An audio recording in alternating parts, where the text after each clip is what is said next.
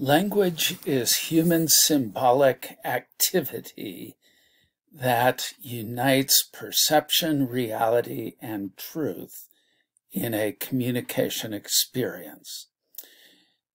The following four theories of language are incompatible. They each have strengths and they each have weaknesses, but they are mutually exclusive. Only one of them can be accurate. All four might be wrong, but more than one cannot be correct.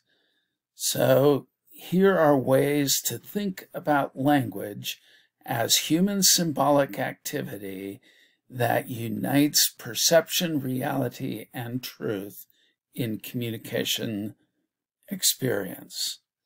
The first is Plato, and his theory is called Idealism. He says that rhetoric is 2 steps removed from reality.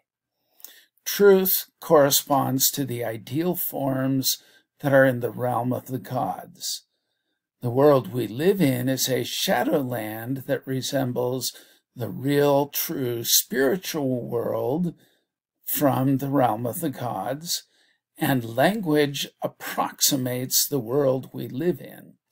So the real world is that spiritual world, heaven, and that's where truth is.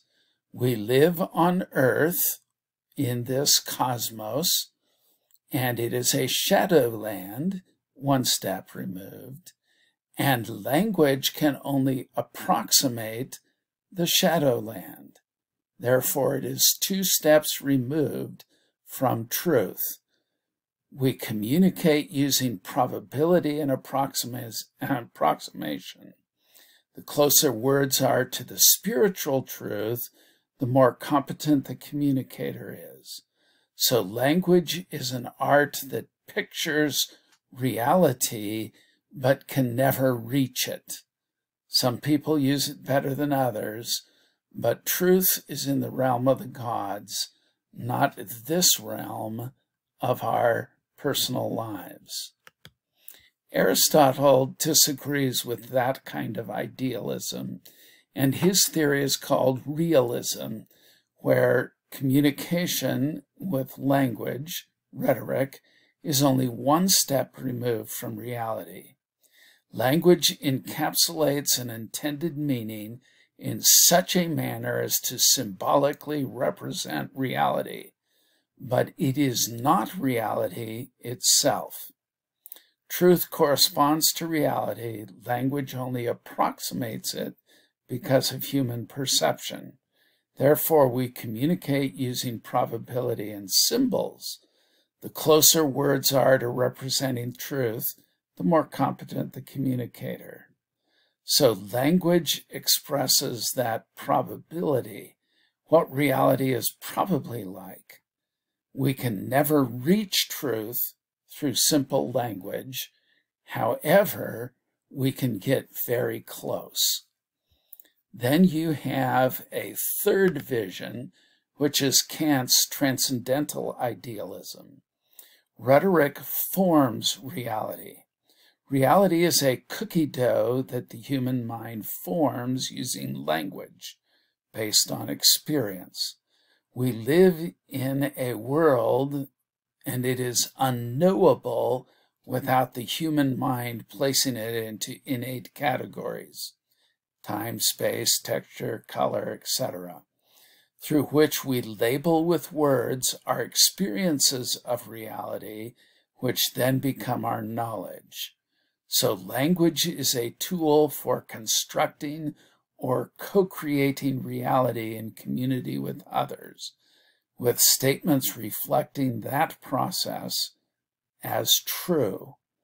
So language forms or cuts the cookie dough of reality into a form that can be expressed as truth. A combination of Plato and Aristotle in an interesting manner. The fourth is that of Derrida's postmodernity. Rhetoric is reality. Truth corresponds to a person's experience of the text, language, and the immediate meaning found in it represents reality of the reader. Derrida doesn't call this postmodernity, he calls it anti-realism and anti-rational. It is against Aristotle, anti-realism, and it is not logical, it's not rational, and so he calls it anti-rational.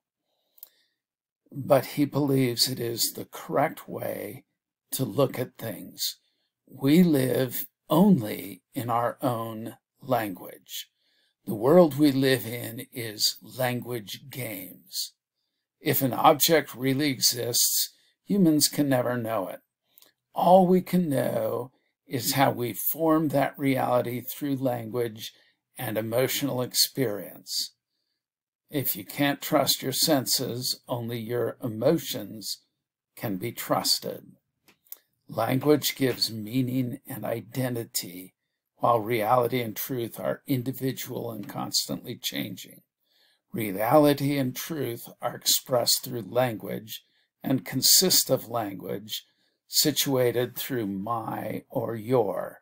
So you only have situated truth, and that is situated in your experience and my experience as we have our experiences, which consists of language or even the stories we tell ourselves. Now, for communication, language is human symbolic activity, and in order to communicate to an audience, we have to assume Aristotle is correct about reality, even if he isn't. That is a fascinating aspect of these four theories of language, is you have to assume Aristotle is correct, or you can't communicate in a public speech. Language represents meaning and symbolizes reference, but is not the meaning itself or the reference itself. Like a computer icon on your desktop screen can be clicked to pull up a program, words and nonverbal gestures stimulate meaning in other people. That meaning will never be perfect, but the closer we get to shared meaning that reflects the way the world actually is, the more competent we are in the use of language.